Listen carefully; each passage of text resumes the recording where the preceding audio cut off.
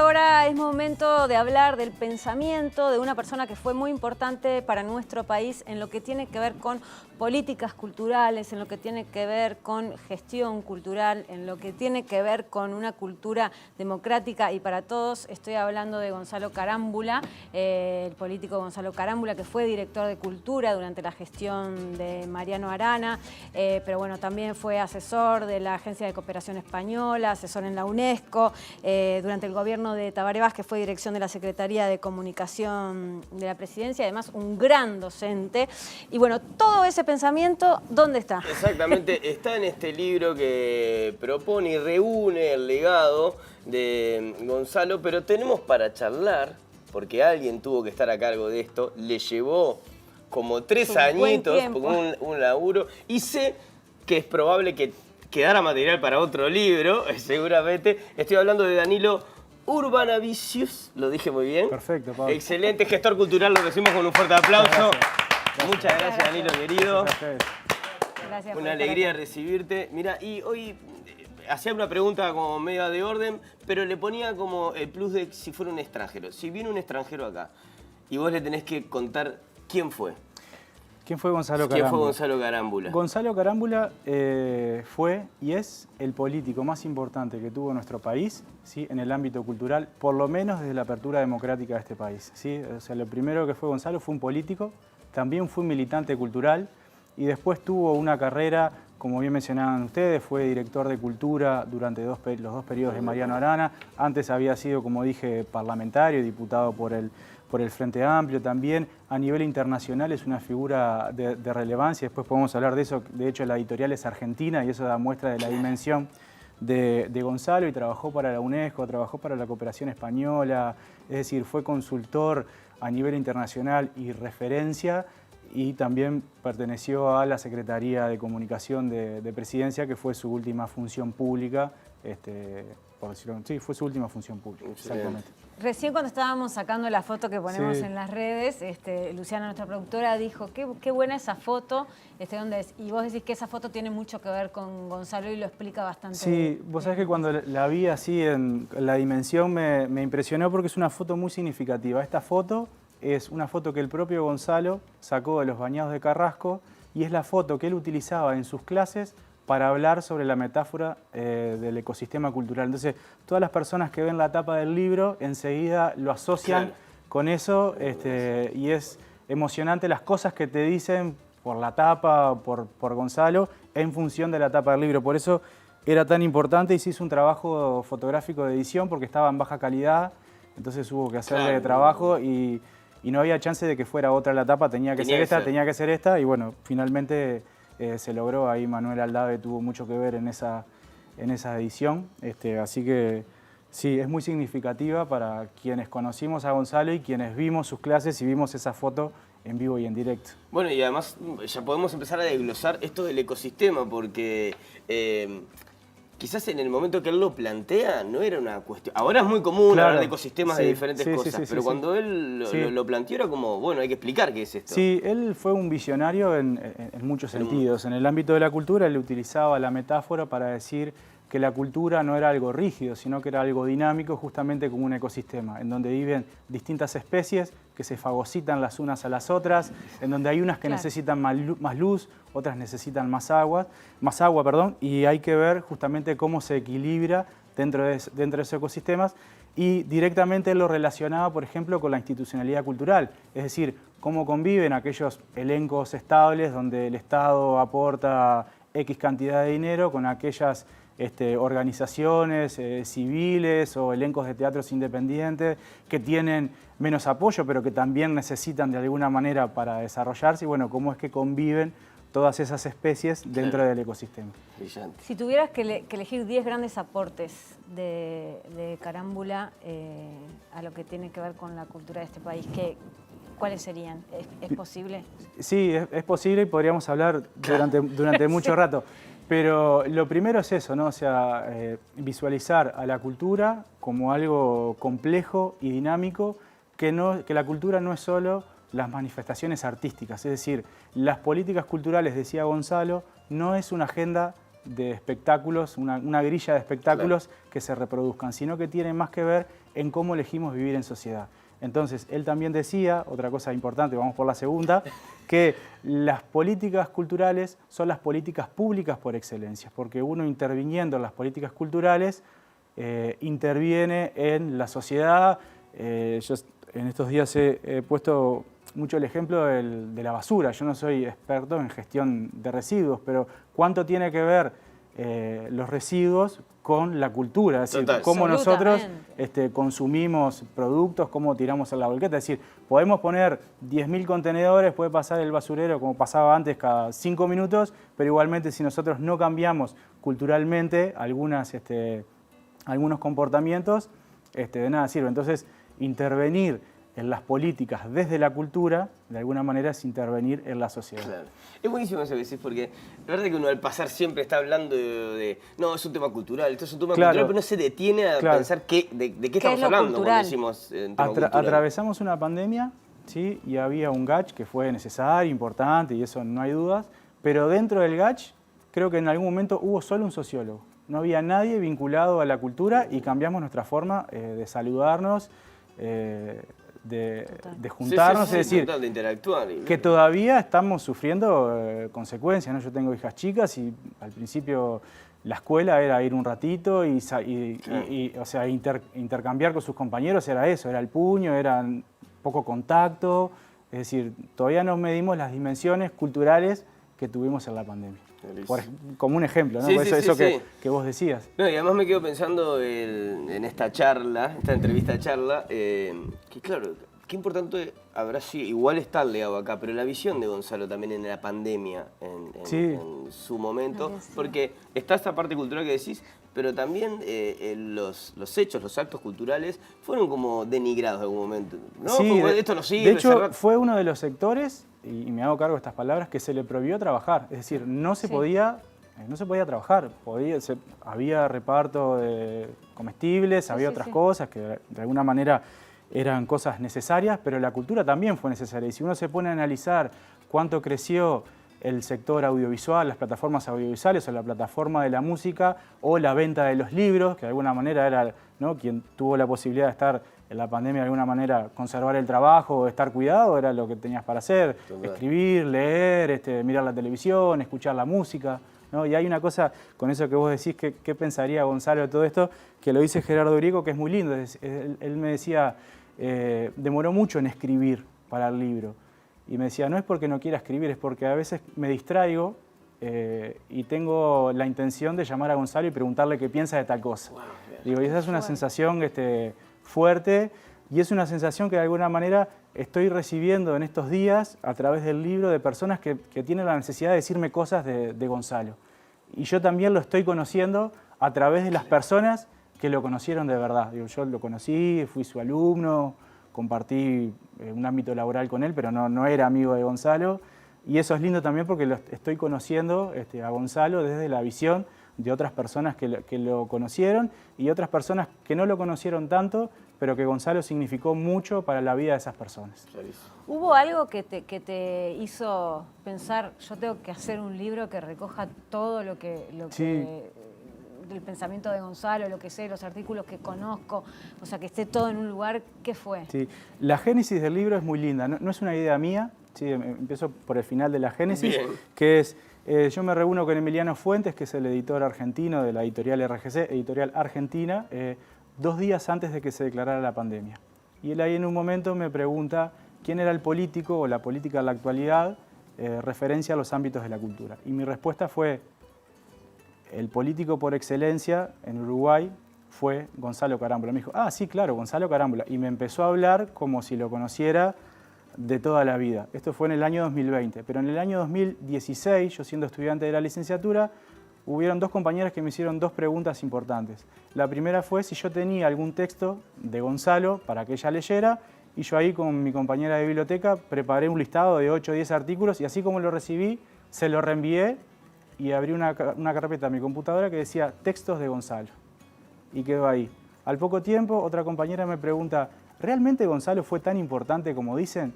Yo dije, acá hay un problema. Si las nuevas generaciones tienen la necesidad de conocerlo o no lo conocen, hay un problema. Del año 2016 al año 2020, ese archivo quedó ahí hasta que en el año 2020 Emiliano, no sé cómo salió la conversación, que yo le dije que tenía ese listado, me dijo, ¿no querés hacer un libro de Gonzalo?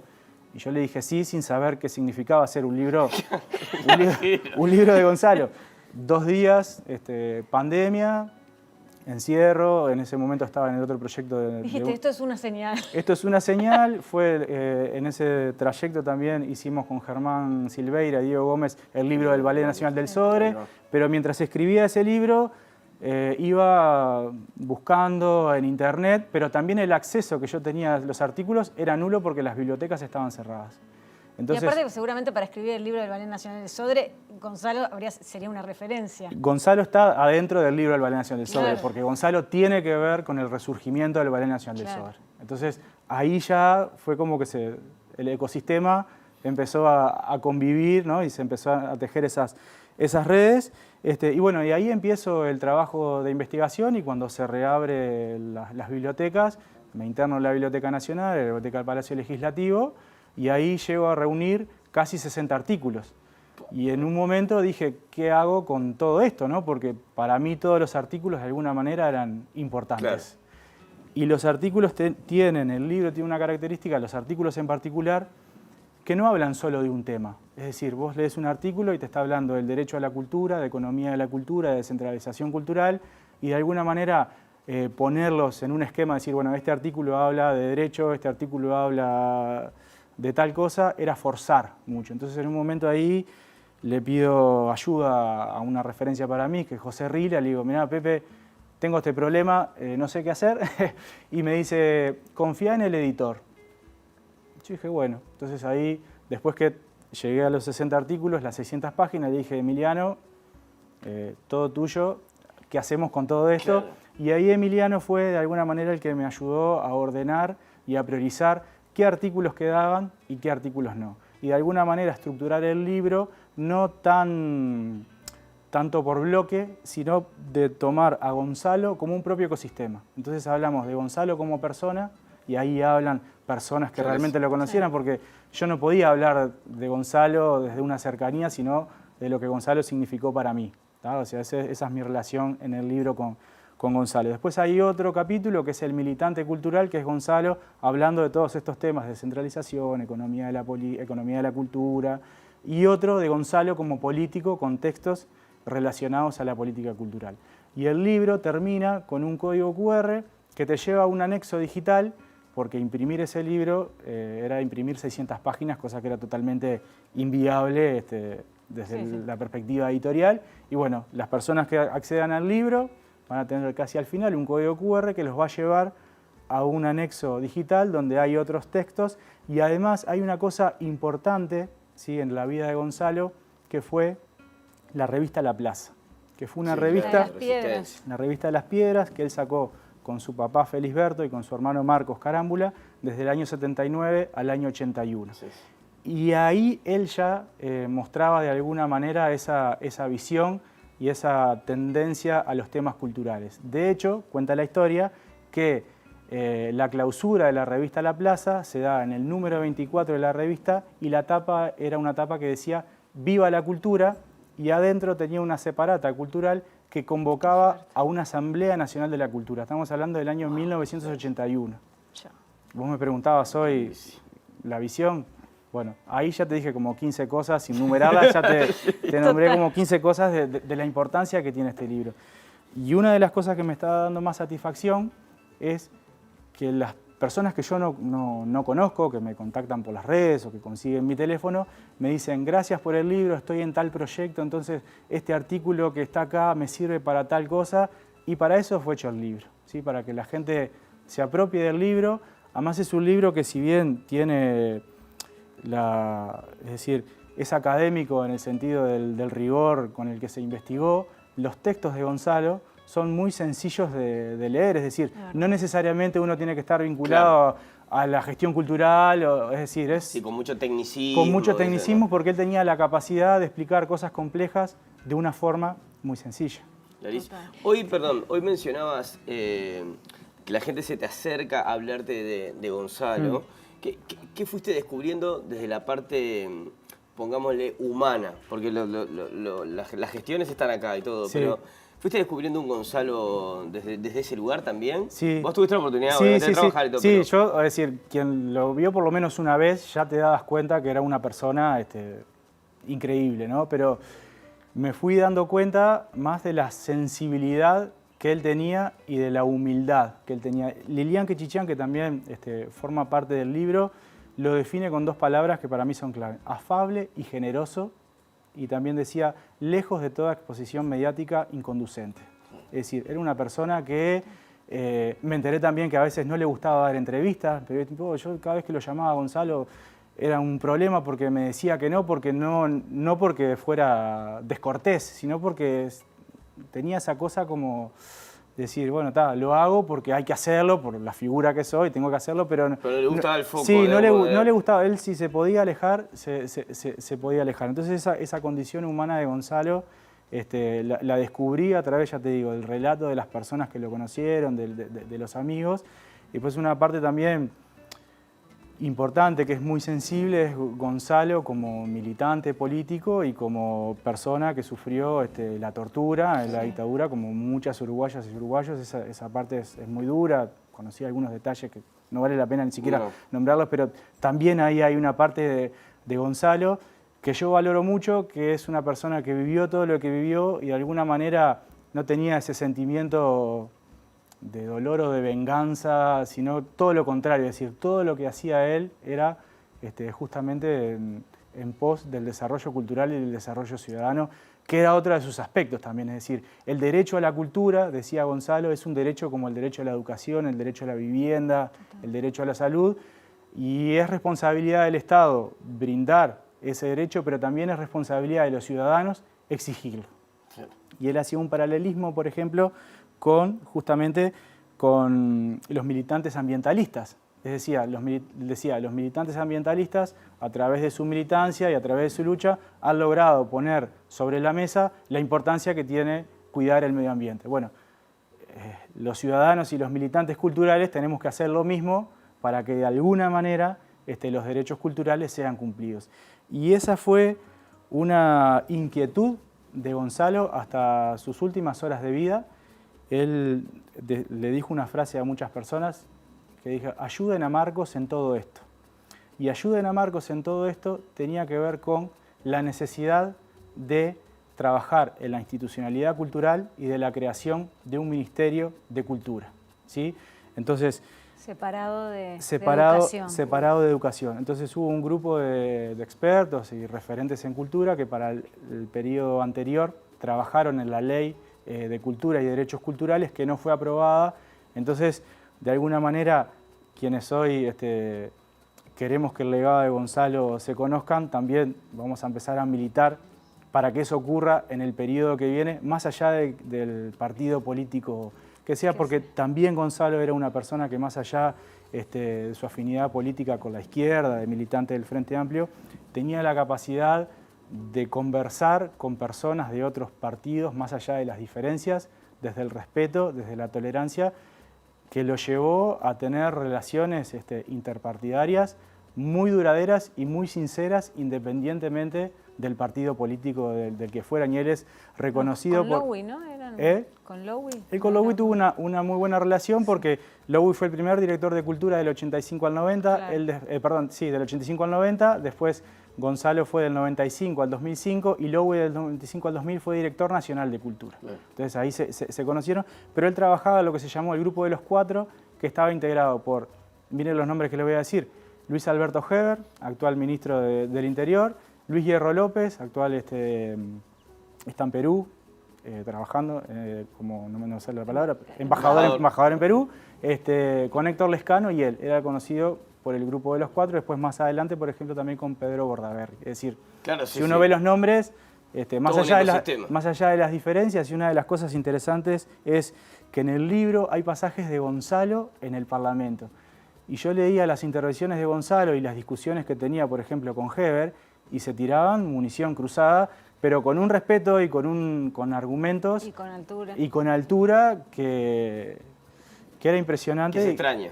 Sí, que se extraña y que daban cuenta de esa relación sincera que Gonzalo pudo generar con distintos actores de todos los partidos políticos. Buenísimo.